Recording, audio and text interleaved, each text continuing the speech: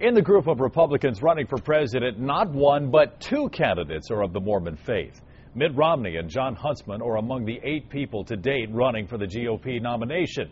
But the question is, will America put a Mormon in the White House? Conservative radio host Ben Ferguson joins us now. Ben, thanks for being here. Good to be here. Now, both Romney and Huntsman are qualified for the job, no doubt about that, but will their faith get in the way in their run? Well, I think last election obviously proved what an obstacle that was for the Romney campaign. Some of my very closest friends worked on that campaign, and I was in the room with him in Washington, D.C. when he decided to stop his campaign. When Babe Buchanan was there as one of his advisors saying, you know what, you're not going to get this nomination, it looks like. Drop out early and have a shot at it next time. So it played a big role in it.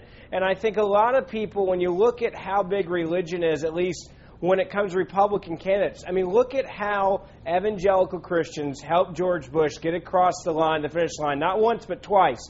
And so when you look at Mormonism compared to what has been traditional among Republicans, even going back in history, it was a big deal when JFK was Catholic running for president. So, yeah, I think now people are more warmed up to it. But before, I think it was tough. Is this even a fair question to ask? I mean, President Obama faced his own, forgive the pun, but his own demons with his faith.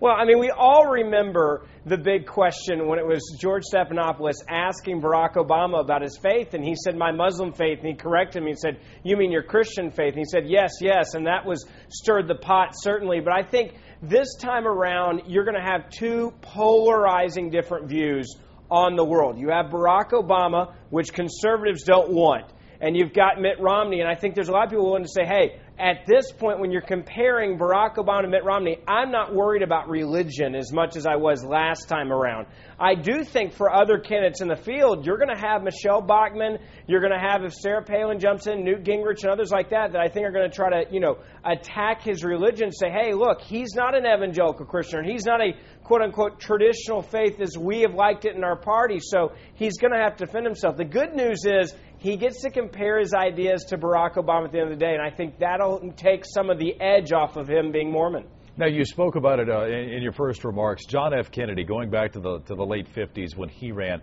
Joe Kennedy almost didn't let his son run because of the Catholic faith.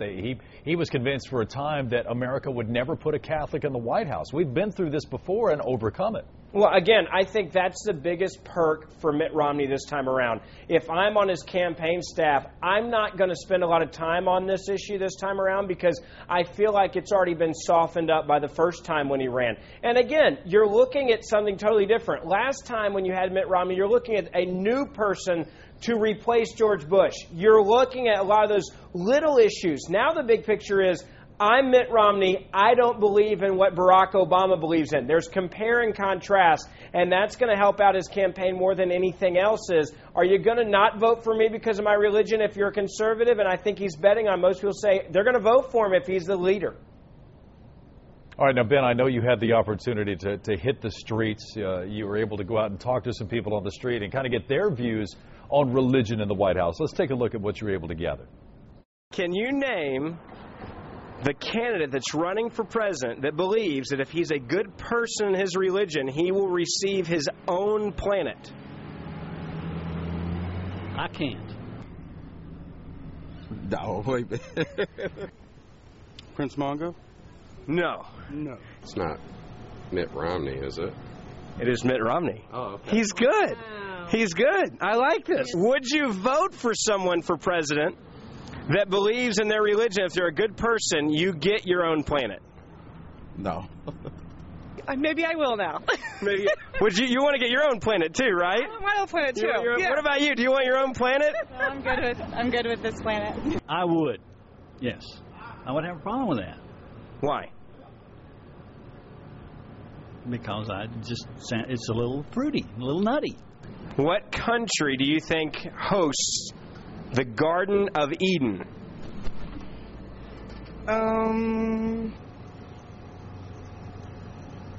Garden of Eden. I don't have a clue. Did you know it's in America? Garden of Eden? Yeah. No, I did not.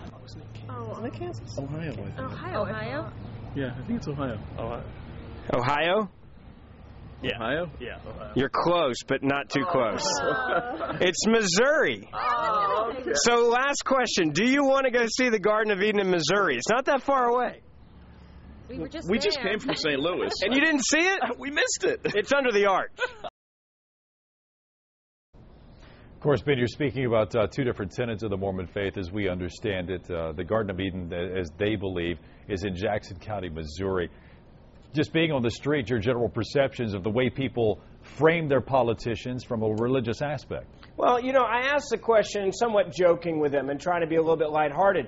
Everyone that I talked to did not realize what Mormons believe in, which is one of the aspects we talked about tonight. And so I think for a guy like Mitt Romney, you hope that people don't really look at your religion because there are aspects of it that are non-traditional. I mean, having your own plan or saying that the Garden of Eden is in Missouri, I certainly think doesn't bode well for him with the overall, American voter. And I think he's hoping, hey, we'll talk issues and not religion, and that's the best case scenario for his candidacy. All right, Ben Ferguson, thanks for the political perspective on this issue. We appreciate your time. Thanks for having me.